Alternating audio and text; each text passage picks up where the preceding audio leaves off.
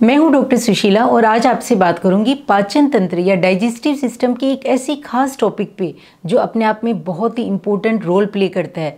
Friends, वो है भूख नहीं लगना, खाने की इच्छा नहीं करना, खाने का स्वाद नहीं आना, खाने का मन नहीं करना, जिसे मेडिकल लैंग्वेज के अंदर कहा जाता है एनोरेक्सिया और आयुर्वेद की भाषा में कहते हैं अरुचि, यानी भोजन में रुचि नहीं होना।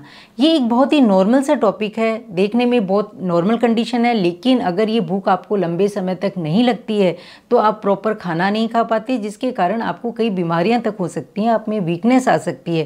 तो इसका समय रहते ध्यान देना बहुत ज़रूरी है। आज के वीडियो में मैं आपको यही बताऊंगी कि क्या क्या कंडीशंस होती हैं, किन कारणों की वजह से हमें भूख नहीं लगती या पहले भूख अच्छी लग रही थी एकदम से भूख लगना बंद हो जाती है। और यदि ये कंडीशन आपके साथ है तो होम रेमेडीज़ क्या हैं, वो घरेलू नुस्खे क्या हैं जिनके द्वारा यदि आपको खाने के मन नहीं कर रहा, भूख नहीं लग रही, तो उन्हें अपनाकर आप अपनी भूख को भी खुल के लगा सकते हैं या इस कंडीशन को दूर कर सकते हैं। और लास्ट में मैं आपको कुछ ऐसी आयुर्वेद की बेस्ट मेडिसिन की जानकारी दूंगी जिनके द्वारा आपको खुल के भूख लग सकती है। तो फ्रेंड्स, सबसे पहले ये जान लेते हैं कि हमें भूख क्यों नहीं लगती है। तो मेन इसका कारण रहता है कि यदि आप बहुत ज़्यादा ऑयली या स्पाइसी खाना खाते हैं, गरिष्ठ भोजन करते हैं, तो आपको कुछ समय के लिए भूख लगना एकदम से बंद हो जाती है। सेकेंड नंबर पर आता है इंडाइजेशन। यदि आपके खाने का पाचन सही तरीके से नहीं हो रहा, खाना डाइजेस्ट ही नहीं हो रहा और आप उसके बाद फिर खाना खा लेते हैं, अजीर्ण की कंडीशन बनती है, तो धीरे धीरे आपके अंदर खाने का मन ही नहीं करता, खाने की फिर इच्छा ही नहीं करती है। इसके अलावा एक और कारण है, वो है साइकोलॉजिकल कारण, यानी कि आपके अंदर कोई स्ट्रेस है, तनाव है या डर की कंडीशन है तो भी आपकी भूख लगना बंद हो जाती है, खाने का मन नहीं करता, खाने के अंदर स्वाद ही नहीं आता है।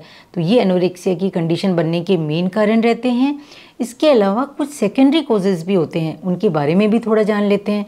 जैसे यदि आपके अंदर लंबे समय से कीड़ों का संक्रमण चल रहा है, पेट में कीड़ों की समस्या है, तो आपको भूख लगना बंद हो सकती है। इसके अलावा यदि आप में जॉन्डिस है, हेपेटाइटिस है, ये लीवर से संबंधित कोई प्रॉब्लम है तो उसके कारण भी आपको भूख नहीं लगती है।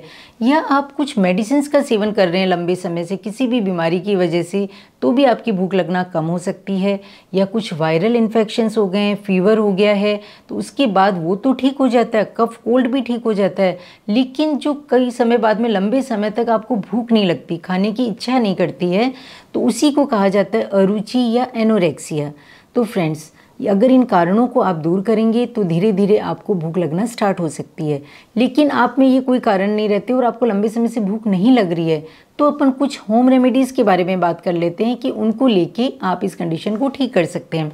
तो सबसे अच्छी मेडिसिन है, घरेलू नुस्खा है भूख लगने के लिए, वो है दाड़िम स्वरस, यानी अनार का जूस।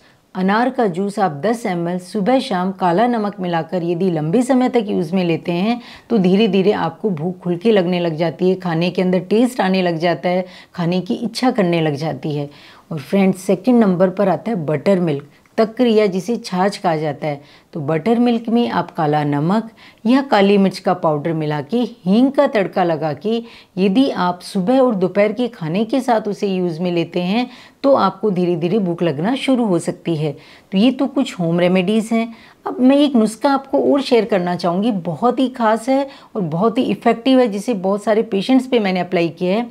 वो ये कि यदि आपको लंबे समय से भूख नहीं लग रही है तो आप काली मिर्च का मोटा पाउडर बना के हल्का हल्का सा उसको आप अपनी टंग के ऊपर रब कीजिए, तो जो आपकी टेस्ट बड्स होते हैं वो एक्टिव हो जाती हैं और धीरे धीरे आपको भूख लगना शुरू हो सकती है।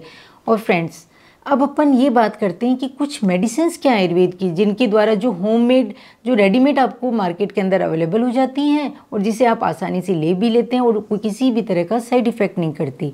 तो उसके लिए सबसे बेस्ट मेडिसिन आती है हिंगवाष्टक चूर्ण। हिंगवाष्टक चूर्ण की 1 से 2 चम्मच आप यदि खाना खाने से पहले लेते हैं तो आपको धीरे धीरे भूख खुल के लगने लग जाती है, खाने के अंदर आपका टेस्ट बढ़ जाता है और आपकी खाने की इच्छा भी हो जाती है। तो फ्रेंड्स, ये मेडिसिन लेते ही आपको ये कंडीशन स्टार्ट नहीं होगी, धीरे धीरे 1, 2, 3 या 5 दिन में आपको इसका इफेक्ट नज़र आने लग जाएगा। सेकंड नंबर की मेडिसिन मैं आपके साथ शेयर करूंगी, वो है लवण भास्कर। लवण भास्कर चूर्ण को आप खाना खाने के बाद में 1 से 2 चम्मच लीजिए। एक मेडिसिन और है दाड़िमास्टक चूर्ण। दाड़िमास्टक चूर्ण को भी आप 1 से 2 चम्मच खाना खाने के बाद में लेंगे तो आपको भूख आराम से खुल के लगेगी।